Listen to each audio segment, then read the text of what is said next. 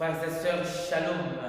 Nous voici au 14e dimanche du temps ordinaire, année liturgique C. Il s'agit là de l'envoi à mission.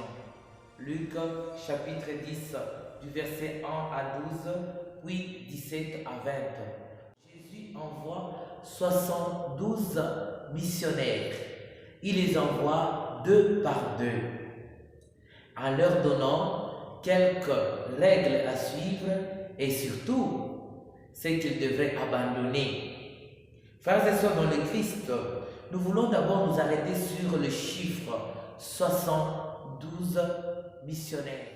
72 peut aussi inspirer le nombre du peuple de la terre, c'est-à-dire le descendant de trois fils de Noé, qui furent 72, qui symbolisent l'universalité. Jésus envoie deux par deux.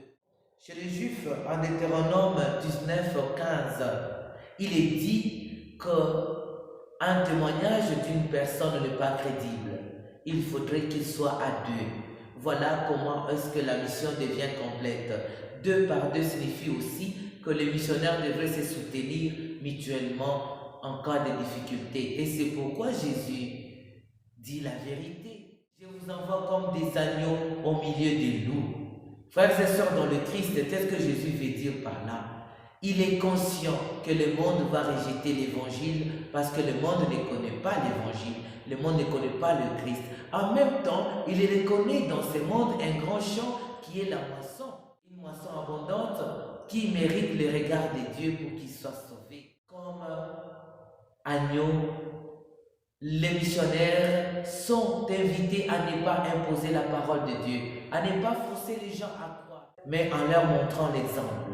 Lorsque le loup arrogant se trouve devant l'agneau, il sera interpellé par l'attitude de l'agneau, la qualité, l'humilité, et c'est là le loup peut se convertir.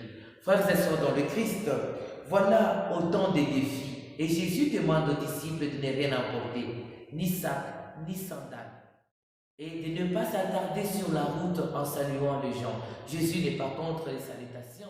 Les Juifs prenaient beaucoup de temps dans les rituels de salutation et la mission doit aller le plus vite possible. Voilà l'urgence de la mission, invite les missionnaires à tout abandonner et Jésus leur a demandé de ne pas passer de maison à maison. Pourquoi? Parce que lorsque vous êtes accueillis dans une maison, prenez votre temps pour vivre l'évangile avec les gens de cette maison.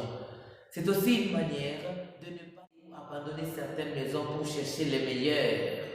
Voilà, mes frères et mes sœurs, dans cet évangile, nous trouvons tous les éléments possibles pour tous les baptisés qui sont des missionnaires, tous, chacun à côté de l'autre.